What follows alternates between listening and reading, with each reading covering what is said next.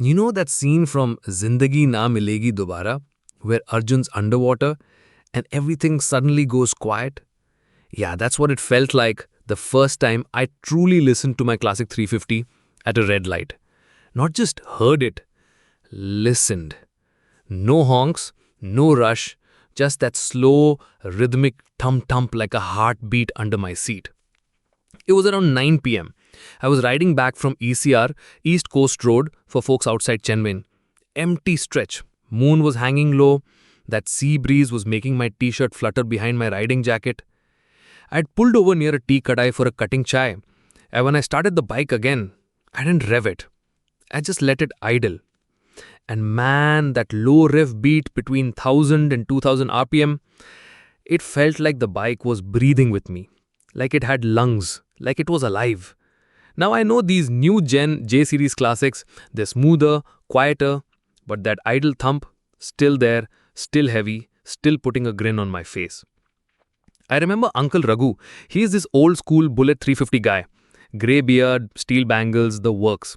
He once told me, Adi, a good Enfield doesn't shout. It sings at rest. And bro, that night, my classic was humming like a Carnatic singer warming up. Calm, confident, mellow, not meek. But the funny thing is, the real magic, it happens just a little ahead in the revs.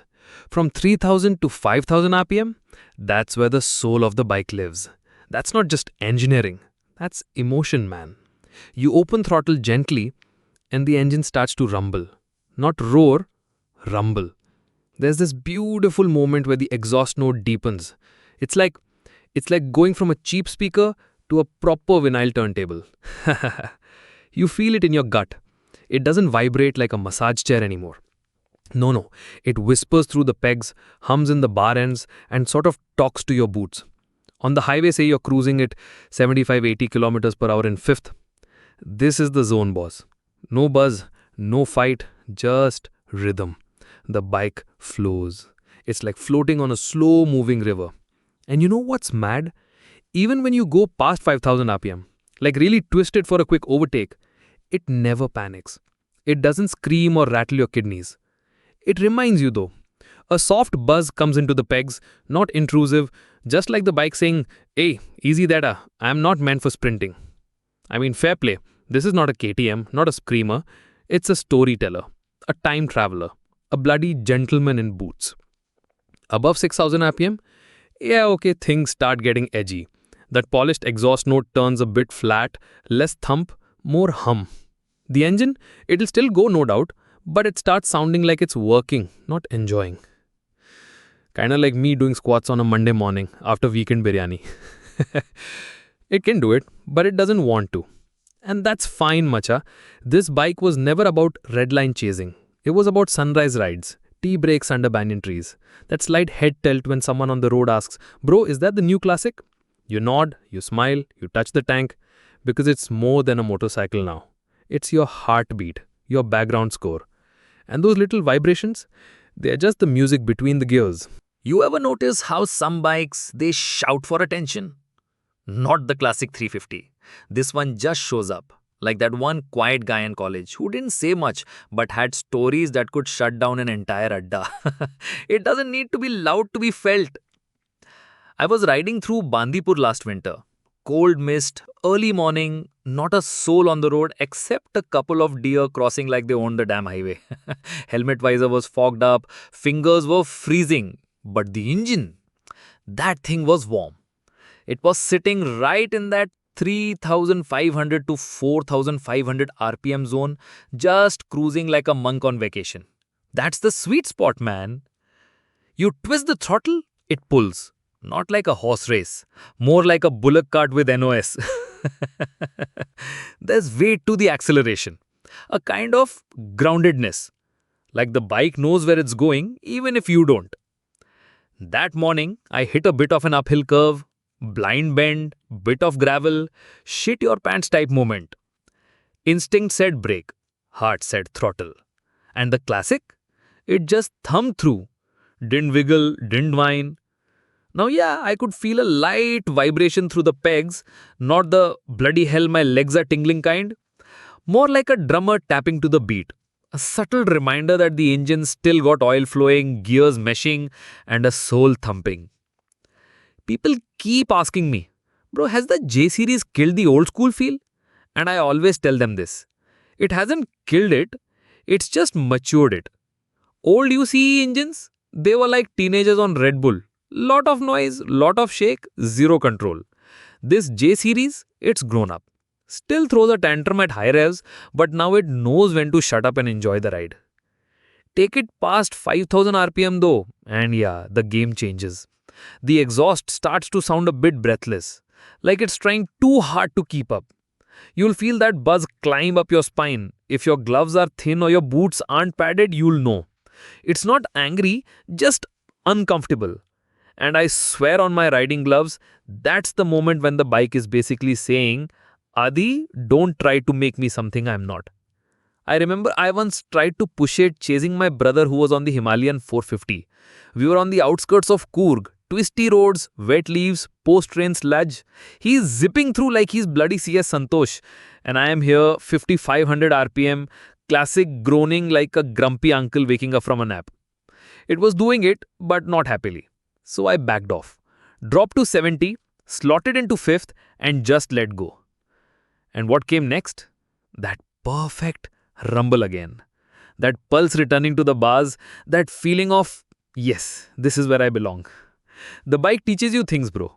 Not just about roads and levs, but about life too. It says you don't have to race everyone. You just need to thump steady and enjoy your lane. And in that moment, that quiet 350 beneath me, it didn't feel like a machine.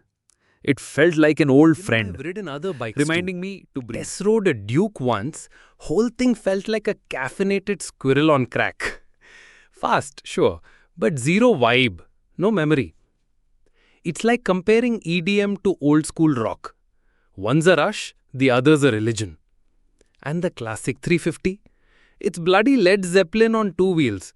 Slow intro, deep bassline, and then boom. That crescendo where the road just melts beneath you. But here's the real thing na. People keep searching for the perfect bike. The quietest engine, the most refined ride, zero vibrations, top-end screamers. And I get it. Comfort matters. Specs matter. But somewhere along the way, we've forgotten that feel matters too. You're not just riding an engine, you're riding its heartbeat. And with the classic 350, the vibrations, they're like that one slightly off note in an old vinyl record. Not perfect, but real.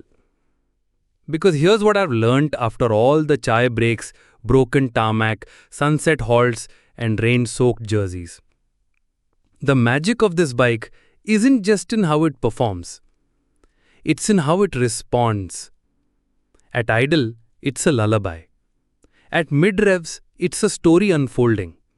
At high revs, it grumbles. But hey, even your best friend complains if you push too hard, no? When you keep the throttle gentle, shift clean, stay in that sweet 3 to 4.5K zone, the exhaust note becomes your background music. And the vibrations, they're like that one slightly off note in an old vinyl record. Not perfect, but real. Because here's what I've learnt. After all the chai breaks, broken tarmac, sunset halts, and rain-soaked jerseys, the magic of this bike isn't just in how it performs. It's in how it responds. At idle, it's a lullaby. At mid-revs, it's a story unfolding. At high revs, it grumbles. But hey, even your best friend complains if you push too hard, no? When you keep the throttle gentle, shift clean, stay in that sweet 3 to 4.5K zone, the exhaust note becomes your background music. And the vibrations, they're like that punctuation marks, not noise, just texture. I remember this one solo trip to Hampi. No company, no plans. Just me, the bike, and a loaded rucksack. At one point, I was doing 60.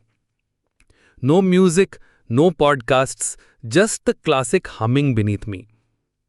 And I swear, I didn't think for 30 minutes straight. Not a single thought. Just felt. Felt the road, felt the rumble, felt alive. That's what this bike does. It doesn't numb you. It tunes you in, makes you aware of wind direction, engine tone, the smell of the fields, even your own bloody heartbeat. So yeah, if you ask me whether the classic 350 still has that feel, I'll say this. The soul never left. It just learned to sing better. You want zero vibrations? Buy a scooter. But if you want to remember the ride days later, if you want a motorcycle that sits in your chest long after you park it, if you want a bike that speaks in thumps instead of shouts, then this is your song.